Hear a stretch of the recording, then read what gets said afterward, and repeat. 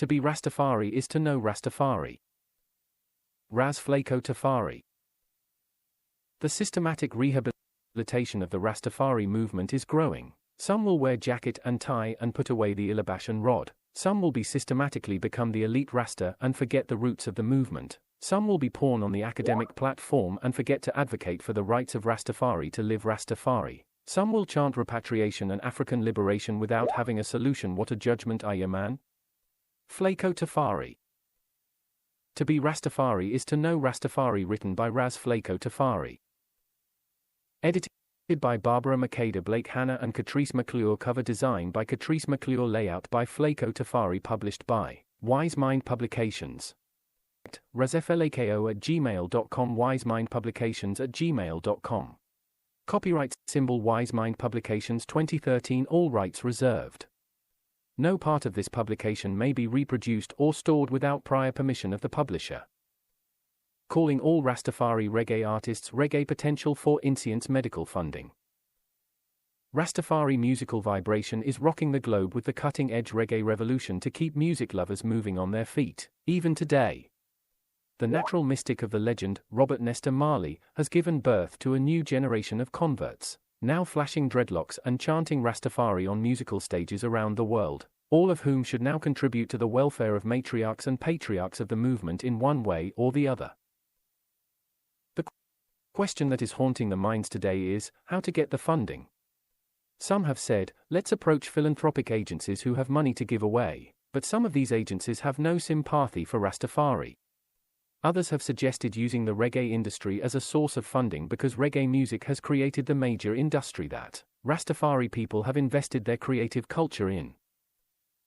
Over the many years of Nyabingi and Bobo Shanti priestly man science, there was a hot fire coming from the high priests on the reggae music, especially the dance hall genre. No one can deny that within the dance halls and clubs where reggae culture explodes with youthful energies, the gods of slackness and vulgarity rule. However, roots rock reggae is a liberation force for many on the front line. For many, it is the small axe to cut down the big tree of neocolonialism, if managed properly. The challenge that we now face is the reformation and redirection of Rastafari reggae culture. The Rastafari Code of Conduct clearly states that Rastafari reggae musicians, singers, promoters, MCs, DJs should always consider making financial contribution to the social and economic development of the Rastafari nation. It is the sacred duty of all well-thinking Rastafari to commit in ourselves wholeheartedly to the Rastafari royal creed. This must be a solemn binding oath of allegiance to ensure that the hungry be fed, the sick nourished, the aged protected, the naked clothed, the infants cared for. We can't say we didn't know. If the intention is to build a strong Rastafari movement, the creed is not for lip service. I will now make the appeal to establish the well-needed Rastafari Ancient Medical Fund, to be supported first and foremost from a pool of funds from Rastafari reggae musicians. Please don't tell me that the 12 tribe members can manage on their own, the Bobo Shanti can take care of their own, and it is only the ancient order of the Nyabingi who is having this present problem. Are we not the children of Kudamawi Haile Selassie and Empress Menin? Did we all not come from the same source? Without apology, I now make this appeal to the Bob Marley founder Tyon, to ancient Bunny Livingston Whaler and to Muta Baruka to play a leading role in this matter of mobilizing the reggae music machinery.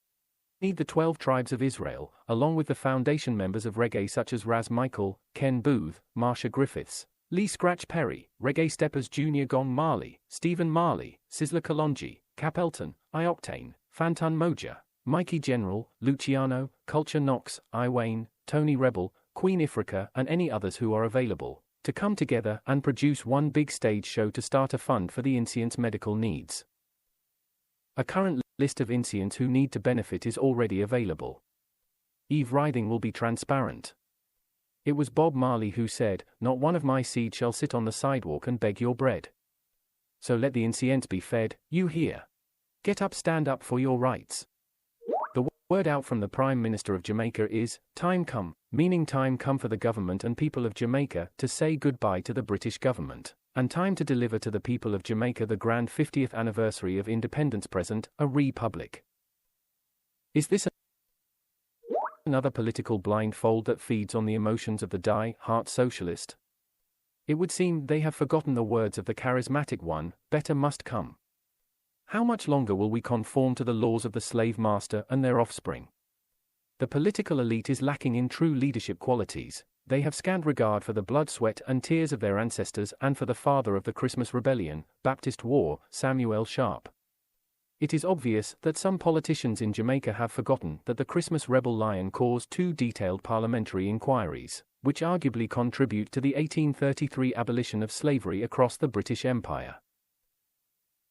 It was in 1975, the government of independent Jamaica proclaimed Sharp a national hero, with the posthumous title of RT Excellent Samuel Sharp.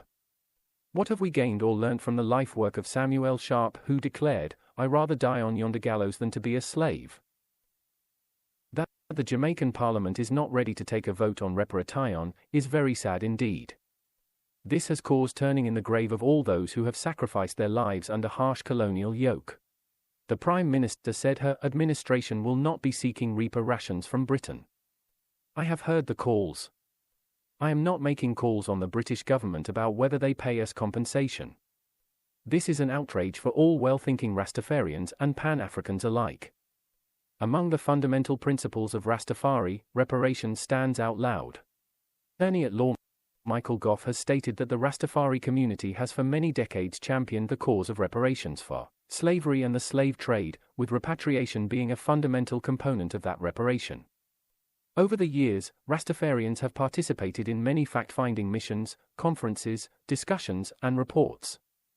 As such, Rastafarians are of the firm view that the legal basis for the claim for reparations for slavery and the transatlantic slave trade is sound. The invasion of Africa, the mass capture of Africans, the trauma of the Middle Passage, the chattelization and dehumanization of Africans in the New World and the decimation of the communities, families, way of life and culture of Africans, for over 500 years, constitutes a suicide crime against humanity. Other lawmakers in Jamaica a pawn in the neo-colonial act of modern slavery? Is there a fine print for 50 more years of colonial undercover domination in Jamaica?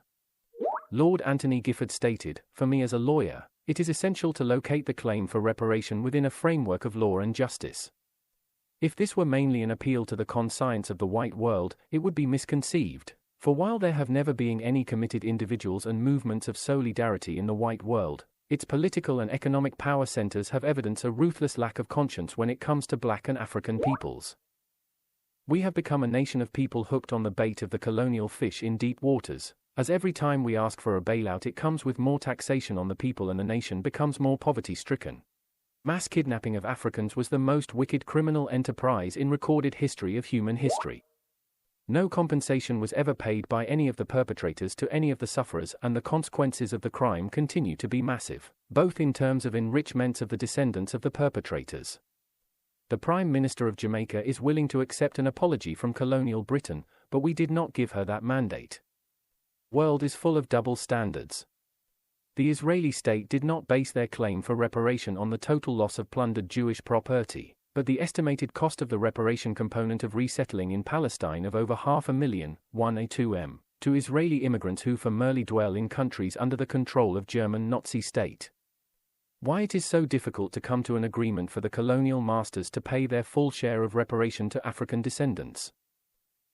We all should chant, "Old pirate you rob I, sold I to the merchant ship minutes after they took I from the bottomless pit." Now I and I forward in this generation triumphantly to emancipate ourselves from mental slavery. How long will they kill our prophets while we stand aside and look? We know that reparation is asking for what is due to people of African descent whose ancestors have suffered chattel slavery.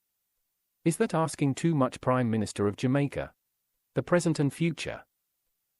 The challenges that some of I face as Rastafari sometimes seem to be insurmountable. It is not easy to stand on a platform and agitate for a people who seems to be daily losing their identity as Africans. We have to look deeper into ourselves, and ponder how many of us have really read and understand the utterances of Emperor Haile Selassie, the words of Hun Marcus Garvey, Leonard Howell, John H. Clarke and Associates. The ancient Rasta man had no faith in Babylon's system and repatriation was their higher calling. Some are still chanting for free water way, some prefer to trot out with the flash of lightning and thunder.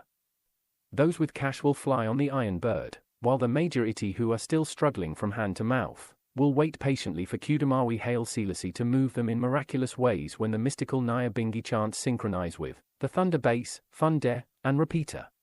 Rastafari movement need not wait for others to do for us what we can do for self. Thus, within the inborn concept of who we are and what we suppose to do, I must rise up with steadfastness and fortify the Rastafari movement with self-sufficiency and empowerment. There is no more time to sit and twiddle the thumb or lounge on the back bench. No more time for excuses. The sages have already spoken. The Incents have already cleared the way and society already knows who Kudamawi Haile Selassie and Empress Menen is. Therefore, we the children must live to the high morality that have been set and be true defenders of the faith in thought, word, and deed. The Jamaicans to Emperor Haile Selassie were the wonderful plea. Have the Jamaican people, Rastafari in particular, lived up to that acknowledgement? The Honourable Marcus Garvey stood for the dignity of the African, race first, and African liberation. The patriarch Leonard Howell was unapologetic about the divinity of Kudamawi Haile Selassie. Thus, the mental liberation process of Rastafari was in motion from the 1920s to this time. However, the scourge of crime and violence, tribal politics, don man, bad man, and a dance hall culture of sexual fantasy now smear dignity and pride of African consciousness that Honourable Marcus Garvey wanted to instill in the people of Jamaica. Will the introduction of Garvey's philosophy and opinions in schools slow down the process of this decadent Jamaican society? This diversity of Rastafari, Emperor Haile Selassie as the Christ in his kingly character, others will hail Emperor Haile Selassie as Jah Rastafari.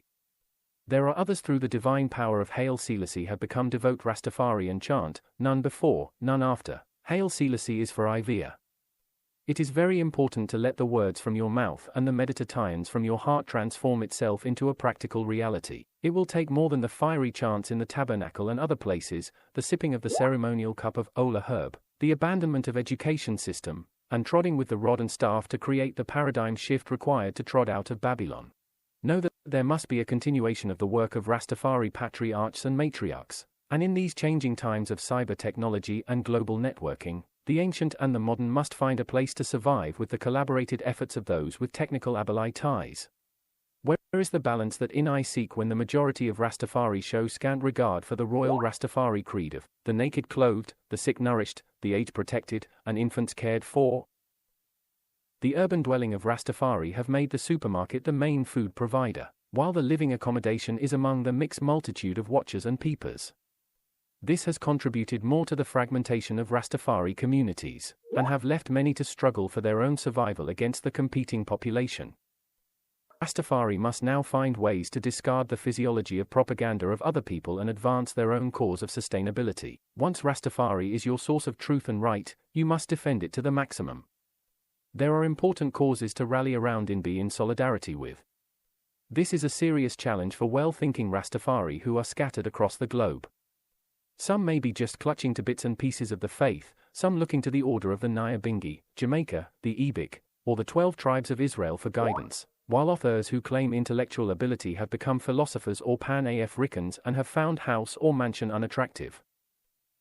The Rastafari movement in Jamaica must take a leading role in international affairs and humanitarian concerns. How can I ignore the instructions of Emperor Haile Selassie who said, "I also believe that the peoples of Jamaica and Ethiopia have another important cause in common, that is the cause of international peace. For much more than means of warfare, the violation of peace somewhere must be our age to prevent the utter devastation of the human race. We have as an important concern that there should not be a violation of international peace and security." Where is the Rastafari voice against crime and violence in Jamaica? Is Rastafari slowly becoming partisan politicians? Where is the Rastafari voice calling out for international peace?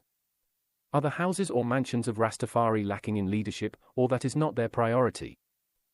In October 1969, the late Michael Manley, who became Prime Minister of Jamaica, visited Ethiopia, and was presented a rod as a gift from Emperor Haile Selassie. The rod was dubbed the Rod of Correction, or Rod of Joshua, which is thought to help him to win the 1972 general elections. As such, many Rastafari became political activists from that time even to this time. It is even ironic to see a dreadlocks politician sitting among the ruling PNP in Jamaica, who have no policy for Rastafari empowerment, and have no interest to agitate for political accountability for reparations for the Bad Friday, April 1963 Coral Gardens atrocity and the vigilant justice of citizens of Jamaica against innocent Rastafari, during the same period. The prosperity of each individual constitute the wealth of our nation. Years have now passed when Rastafari was living in isolation. There are now visible signs of the integration of Rastafari in the Jamaican society and other countries in the world, whereby reggae music is the main contributing factor. I must always remember that Rastafari is the growing phenomenon among many people of the world. Those who were one weak have become strong, those who were cloaked in religiosity must now free themselves. I, as conscious Rastafari, have spent quality time to examine the past, make better the present and prepare for the future.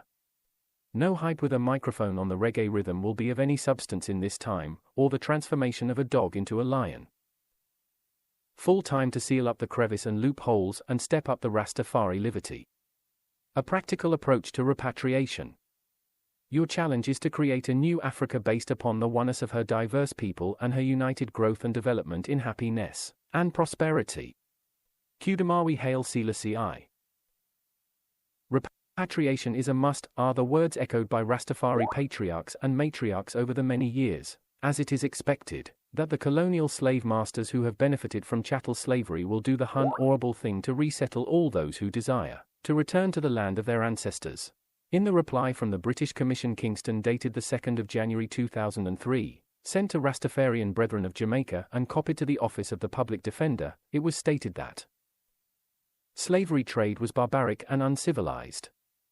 The government believes that this period of history represents one of the worst examples of man's inhumanity to man. The UK government is looking for ways to commensurate all victims of the slave trade. A body of independent experts is advising the Home Secretary on the most appropriate form of UK commemoration. The aim is to express the profound regret we all feel about slavery, while looking for positively to the future. Under the Statute of International Criminal Court, acts of enslavement committed today as part of widespread or systematic attack directed against any civilian population do constitute crimes against humanity. But the historic slave trade was not a crime against humanity or contrary to international law at the time UK condoned it. It is a fundamental principle of international law that events have to be judged against the law as it stood at the time when they accrued. Governments today cannot take responsibility for what happened over 150 years ago. Stamped, sealed, and signed by the acting British Deputy High Commissioner. Victims of slavery. Now all colonial governments who have broken the law also have shaped the laws to protect themselves from those whom they have oppressed. Therefore, alternative methods must be found by the victims, while the inhuman acts of slavery will smear the pages of history of the guilty. We just cannot leave our future in the hands of oppressors. Ages gone, African slaves were determined to return to the land of their forefathers, a determination which was expressed in many manners, mostly in songs of freedom. It remains the right of any black person to repatriate to Africa, but the individual, or often collective, right should never be allowed to be used against the overwhelming numbers of black people who want to struggle and change the society that they live in. The struggles in Africa today should encourage the Rastafari movement to conceptualize the problem that now is hindering the progress of African liberation, and as such, tangible links should be forged with social groups in order to break the long-standing preoccupation with strange kings, empires and dynasties. Pan-African, Dr. Walter Rodney, reminded us that some of us can get to Africa. The vast majority of our people will in fact not be able to go there, and will struggle where they live and work. Rastafarians in Jamaica invested considerable energies in the effort towards repatriation, leading up to the Nyabingi of 1959, which was violently dispersed by the police. Rastafari in Jamaica called repatriation a human right, and declared in an ultimatum sent to the Chief Minister in 1959 that, "We have never failed from declaring our intention of repatriation to our homeland Africa. We do not seek political power and titles from the British. We are now demanding of you in a united voice to use your instrumentality to cut loose the bonds of serfdom before it is too late. We have always resisted the British government and her colonial puppets." This was signed under the seal of the Order of the Nyabingi.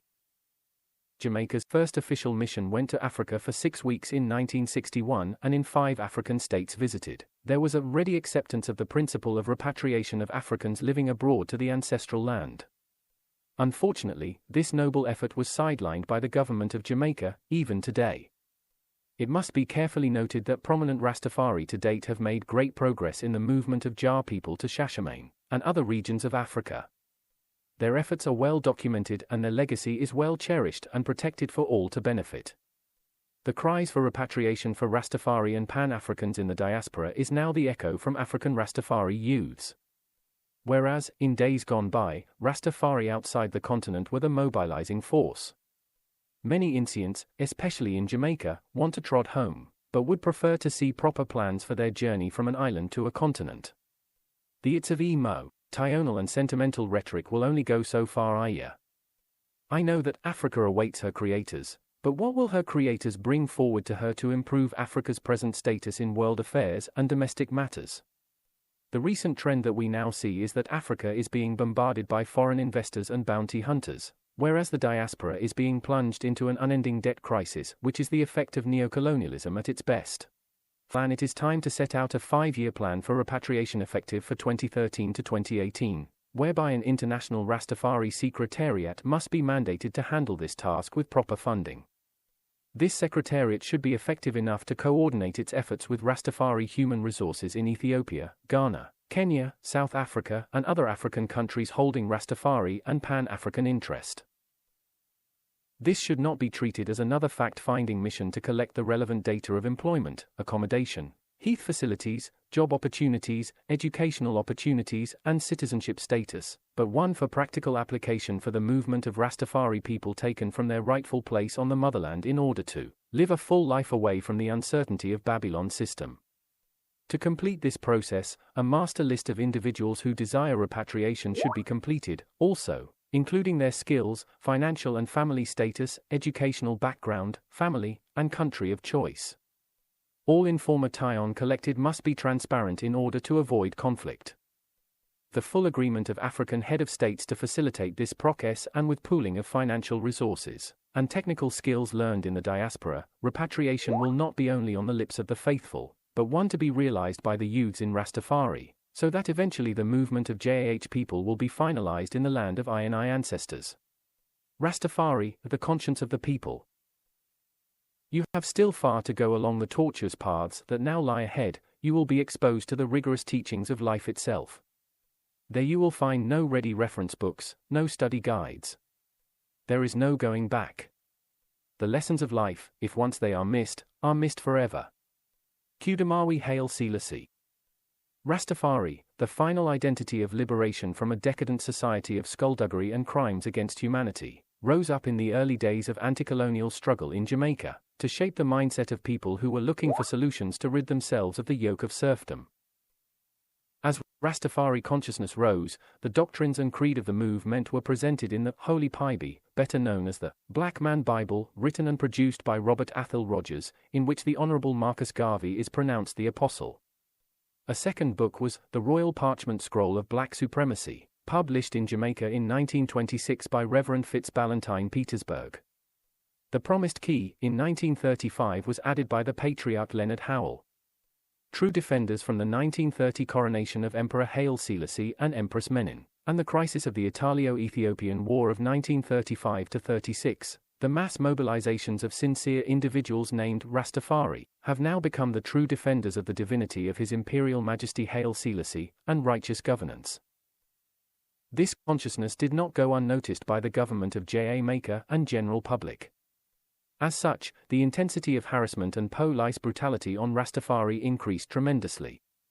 This culminated in the destruction of Leonard Howell's pinnacle, the bulldozing of Bacco Wall, and the Coral Gardens atrocity of 1963, when the Prime Minister Bustamante ordered the armed forces and citizens, bring in all Rasta dead or alive, what the jail can't hold, bury them in the cemetery at Bogue Hill.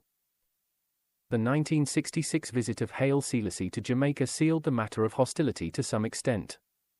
It was expected that the Emperor would deny his divinity and divorce himself from Rastafari. However, it was not to be. The Emperor told the men and people to leave Rastafari alone, as they know what they are doing. As time progressed, the military Derg of Ethiopia set themselves, And the rulers and university students took counsel against the living Ija Rastafari and against his anointed, saying, "Come, let us break their bands asunder and cast their cords from us." They were all scattered in derision as Qudamawi Haile Selassie vacated the throne of his ancestors, leaving them to fall into the pit that they had made. The time is now right for Rastafari to be in charge of their own affairs and to see from a distance the pitfalls of society. Inai must not be caught up in overzealous religious rituals and try to outdo each other. Inai must create the material and spiritual balance and be assured of a minimum of economic security.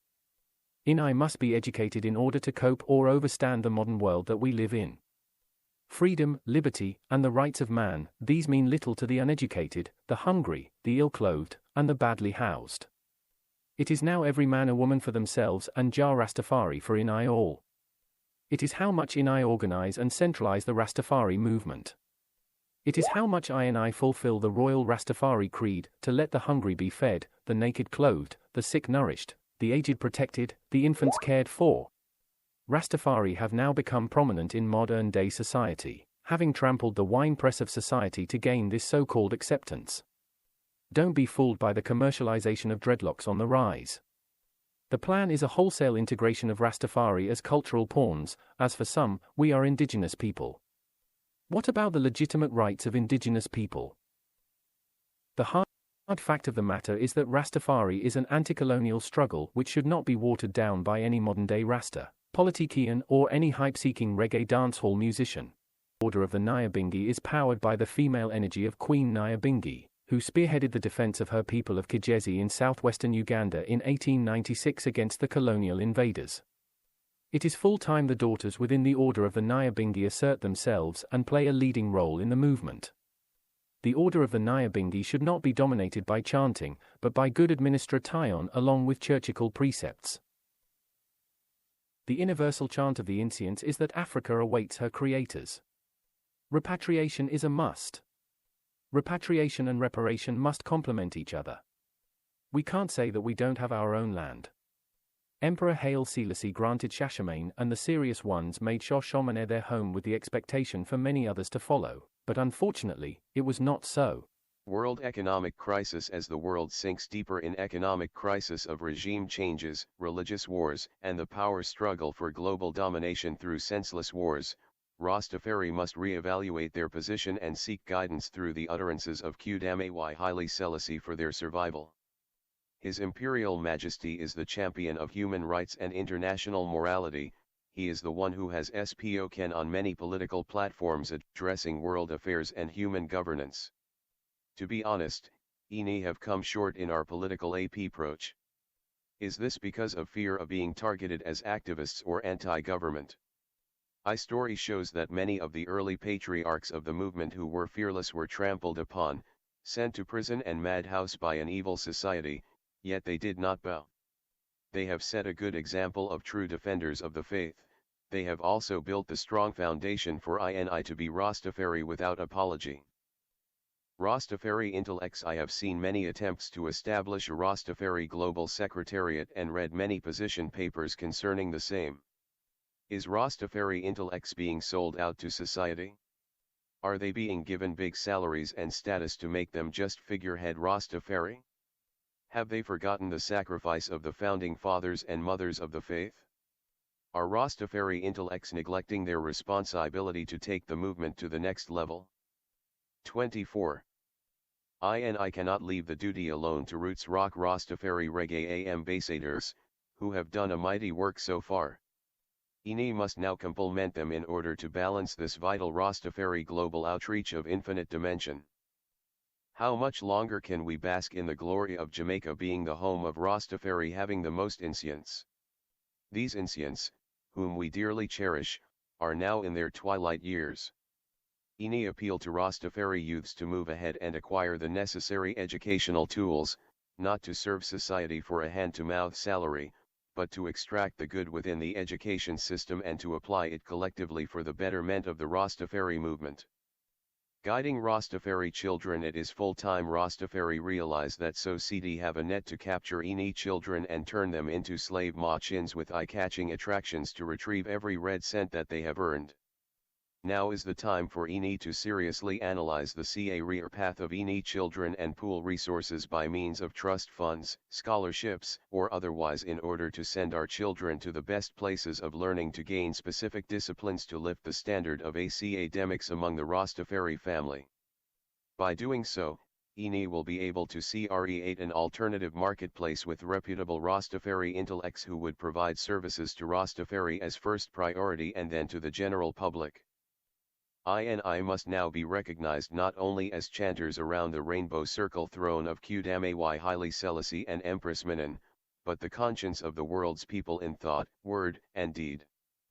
Blessings for evermore. 25. Sustainable Rastafari Medical Solutions. There can be no economic progress without a healthy population and the necessary skilled manpower to maintain it. It is evident that a healthy and educated people is an essential condition for the development of a nation. The ultimate development of a nation is its people.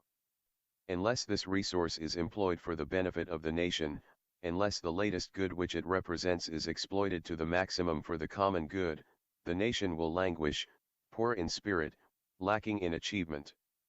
Qdamay Haile Selassie. The Nyabinghi matriarch and patriarchs will always chant. Thy blessings to INI O Yah. Let the hungry be fed, the naked clothed, the sick nourished, the aged protected, the infants cared for. Now this cannot be brushed aside and returned to business as usual. The chant is to ensure that Rastafari is more fruitful in these perilous days. The early Rastafari movement in the 1940s was developed with a sixth Zion of prosperity guided by Honorable Leonard Howell, who established Pinnacle, near Sligoville in Jamaica, the first Rastafari community. The destruction of Pinnacle and Back-O Wall have scattered Rastafari families over the length and breadth of Jamaica and ruined early efforts of Rastafari productive development. The efforts of ruling political parties and technocrats in Jamaica is to rehabilitate the Rastafari movement. They succeeded so far with little resistance to the extent that second and third generation of Rastafari 26 are now being fully integrated into the Jamaican society, with graduates from tertiary institutions holding jobs and status. How can these Rastafari intellects ignore the medical setbacks of the patriarchs and matriarchs of the movement who are now in their twilight years? It was documented in the 22 resolutions of the Rastafari International Theocracy Assembly, RITA, July 18-25, 1983, whereby it was resolved with the subheading Health and Education, that education and health pursued in a balanced motive are consistent with His Majesty's teachings with divine laws and with natural functions, and that therefore, technical, religious, and practical education should be encouraged to promote effective cultural liberty and divine spiritual groundation. From the report of the Rastafari Global Reasoning 2003 on Health, page 65, it was resolved that the establishment of Rastafari health centers promoting holistic health care including midwifery services was necessary. Also from Nyabinghi Global Consultation July 20-30, 2008, from the section, Summary of Group Recommendations, the following was recommended: Group 5, Nourishing the Sick, creating an understanding of both traditional and conventional medicine, establish health facilities and training in basic first aid, conducting health information fairs to educate and create greater awareness of diet and other preventative methods to health care, protecting the aged, registration of the elders and identifying their needs. The dilemma that faces the brilliant minds of Rastafari is that most of the brainstorming at conferences is gathering dust on the paper while the house and mansions are locked down in personal differences. The Incents who have devoted their lives to the Rastafari movement should not be allowed to be embarrassed by families who had rejected them from day one. There is a special enthusiasm in which Nyabinghi or other mansions of the Rastafari express their spirituality, but there must be balance in all things today. Rastafari in the international community have not only formulated strategies to solve medical needs, but have applied them successfully. The Universal Development of Rastafari Incorporated, IDOR, and the African Heritage Foundation Incorporated, AHFI, in collaboration with Social Welfare Security, SWS, Shashamana Committee, have established the IDOR/AHFI Elders Medical Emergency Fund, EMEF, and SWS's welfare benefits. The EMEF includes the following. 1. Medical screening by a practicing physician. 2. Special care plan designed and personalized for each qualified elder by a nurse team. 3. Emergency medical response care. 4. Prescription benefits. 5. Herbal and holistic care. 28. The SWS includes 1. Sickness benefits. 2. Maternity benefits. 3. Old age benefits. 4. Benefits to family in the event of a member passing. The Word Sound Power Collective, WSPC, in Seattle, Washington have a credible record of supporting Rastafari elders in Jamaica. They have established the Ancient Medical Assistance Fund, AMA, to fulfill the Nyabinghi Creed over the many years and have sent cash to several Incents for their medical assistance. To chant down Babylon without an alternative is not good enough, so it is best that administrators of house or mansions seriously address Incients' health, welfare, and security with a workable policy to include the hungry being fed, the sick nourished, the aged protected, the naked clothed, and the infants cared for, as well as shelter for the shelterless. Royal salute to all Rastafari international organizations and individuals who have delivered genuine services in healthcare over the many years. In the same breath, I demand without apology, the attention of all Rastafari reggae musicians, farmers, university lecturers, lawyers, media personalities, cultural ambassadors, historians, radio announcers, and disc jockeys to look within themselves and know that the journey of Rastafari in Jamaica is from the time of the Honorable Leonard Howell to this time. 29. Now is the time for prominent Rastafari to launch a Rastafari Incient Medical Fund immediately in Jamaica and appoint trusted individuals to manage the welfare of the Incients using collected data and available human resources. To chant down Babylon without an alternative is not good enough. To chant Ya Rastafari alone is not good enough. To chant Go before I Ya Ya, go before I and do thy work thyself will not work, as Ya Rastafari gave the word, so great is the company of those who publish it, for any know that. Rastafari who are now serious about Incients' welfare must take those things into account and address Incients' health, welfare and security with a workable policy to include the hungry being fed, the sick nourished, the aged protected, the naked clothed, and the infants cared for and shelter for the shelterless. It should not be everyone for themselves and Ya Rastafari for any all. Is Rastafari not about organize and centralize the movement and collective security?